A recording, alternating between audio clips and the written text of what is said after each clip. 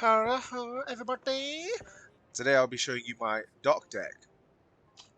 So Doc gives team trauma resistance. She also heals, or she can heal everyone once per level for 25 health, and she has 20% healing efficiency. So all her healing items heal a bit more, which is very good. So she seems to be built for healing, which is what obviously I'm doing in my deck and how I feel. This is the best way to play her. Obviously, this is my deck, my opinion. This is how I like to play her. And just a quick one out there for everyone. If you're building Doc, I would not recommend you fully go for healing, because through playing Doc, most people don't get severely damaged. When you play with people that know what they're doing, they don't tend to go down too much. They don't tend to take too much damage. So all your healing efficiency cards and all your healing benefiting cards don't really get used that often, unless you're playing Nightmare, of course. Then everyone gets wrecked. But Veteran Recruit, in my opinion, my experience, I don't tend to be healing a lot of people, because people tend to be looking after themselves very well.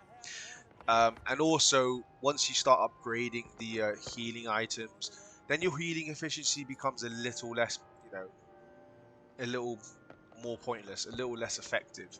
So just bear that in mind when I'm going through this deck. Okay, so the first card is going to be Charitable Soul, which I think is the best card for Doc. The fact she heals herself as well as her teammates, getting 2 for 1 for each healing item, 2 for 1 efficiency, basically. Really good. Support Scavenger, a lot of support items being found, very, very useful. And Shoulder Bag. So I was thinking of just putting the 1 support inventory, but I think 2 support inventory is quite necessary. I've experienced many times where I did need the extra support item. And minus 10% damage, though, it's not that deep. It's alright. So yeah, having 3 support items off the bat means you have a healing item for everyone, or yourself and 2 other people, and on top of that you get your healing once per level, so you are pretty well equipped. Even if you're just carrying bandages, it's very good. Field Surgeon, so this card is very, very strong. It's the strongest healing efficiency card in the game. What the fuck, my finger's all over the place. So healing efficiency, you only got the 20%, the 40%, the 60%, and you also got the 50% here, which I don't particularly use. You only want 1 card dedicated to healing efficiency, and I want it to be the big card, especially when the use speed can be recovered via other cards, which I'm about to go into it. But healing efficiency 60%, that is very, very strong. So each bandage, each medkit, each painkillers, they give you 60% extra, plus your 20% on her passive, so they give you 80% more healing. You're getting close to doubling your healing efficiencies. So if a medkit heals for 50, you'll heal for 100, which is nuts. You could argue that you can even go down a little bit if you want, but this is just how I would like to play her. Right, next one's Combat Medic, plus 50% use speed, and when you revive them, when you revive a teammate, they get an extra 20 health. So please be communicating to your teammates that you're the one reviving everyone, and you don't want some next fool picking up your guys, because you want to give them the extra 20%, the 20 health. And the 50% use speed cancels out the 50% use speed negative effect here. So you can either put this on top of it, if you want to do that, but just, well, these cards come up at the same time, so you just click this before this. It's not that deep. Experience EMT. I really like this. This is really good for bandages because it's just a little heal, and from giving your teammate a little heal at the start of the level, you give them 10% extra max health, 10% extra stamina, 10% extra stamina regen. So very, very useful stats for your team throughout the whole level. And what I tend to do, I tend to tell my teammates not to heal before the end of the round. So when we go into the next level, I heal them up myself. I just go to the shop, buy bandages, and bandage them all up. And it's really cheap, really, really cheap. You shouldn't be the one really buying the team upgrades, because you wouldn't be doing this. I mean, if you have the money to, if you have the monies to get the team upgrades, then go for it. But this is what I like to do, just to give everyone the extra 10% everything. Really, really useful. This card is amazing. I think this card is probably the second most fantastic card. It's just been so useful. Every time you use a medical accessory, everyone gets 8 health. It's really nice seeing everyone's health bar go up a little bit because you use a medical accessory, even if it's just bandages or painkillers. Very, very useful.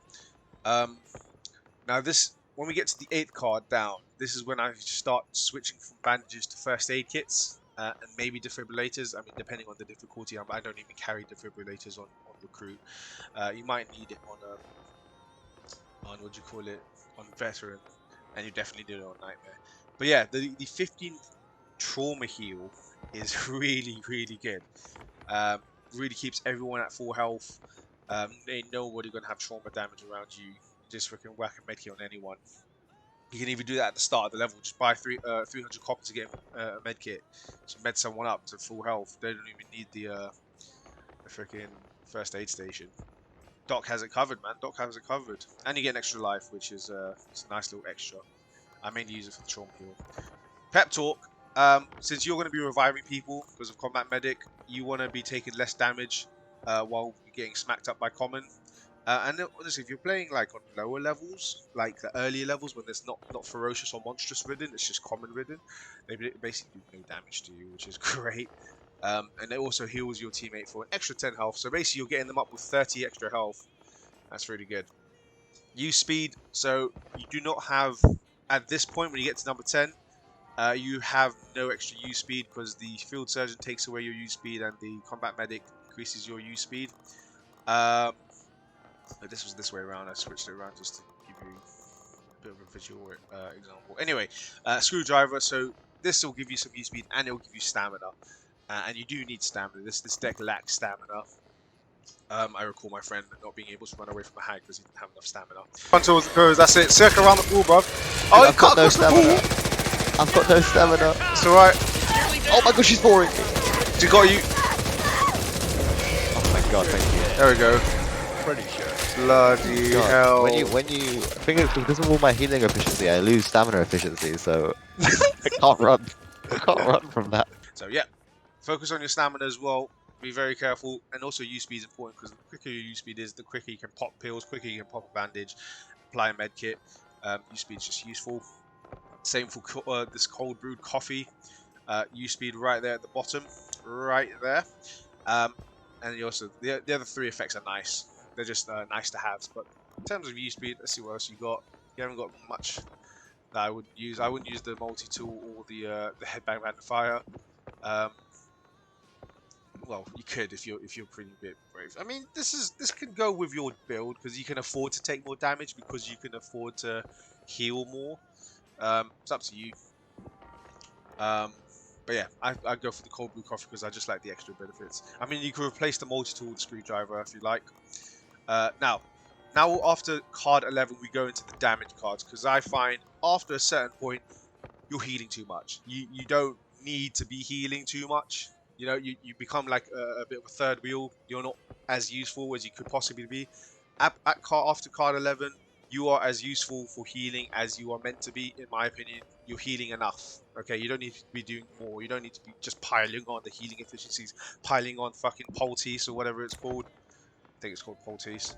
Yeah, this card. I mean, I used to use this, but then I used to think I'm healing too much. I'm healing. There's not ever a situation where I need more healing. So I'm also finding enough cards, enough items in the game to heal people. So it's fine. You don't need to heal too much. So now you should start focusing on your damage output. How else can you be useful to the team?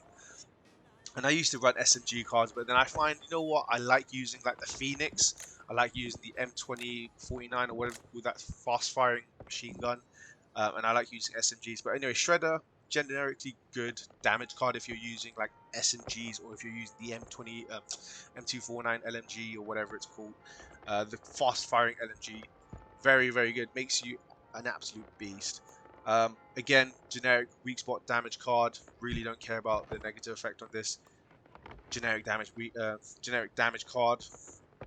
And then again, generic damage card. These 4 cards, you should be teed up for the finales if you have these cards. They're just generic damage cards. So you're the healer and you can also fend for yourself. So that's all your team really want from you. They don't want, you know, any more than that. You're just a solid character, solid for healing, and you have a decent damage output that you can look after yourself. Just play generically. Okay. Anyway, so that's the deck. I hope you guys enjoyed it. I'll catch you in the next one.